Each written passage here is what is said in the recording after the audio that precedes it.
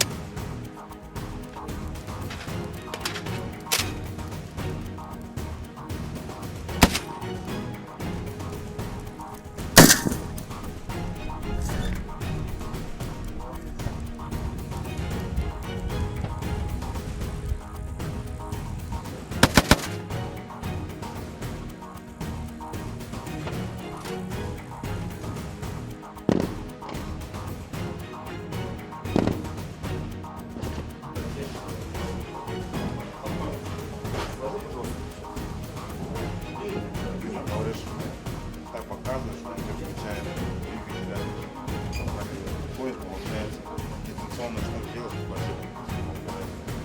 бывают такие даже цели, а там никого нет. Сейчас смотрю, нашел. Смотри.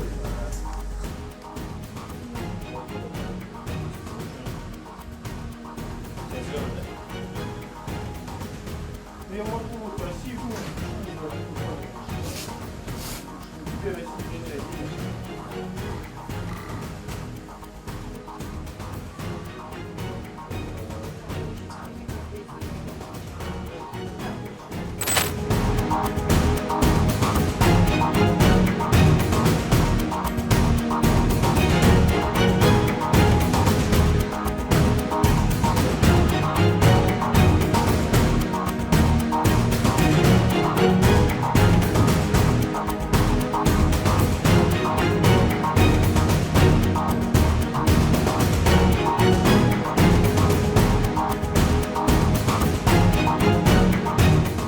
Download Tribun X sekarang.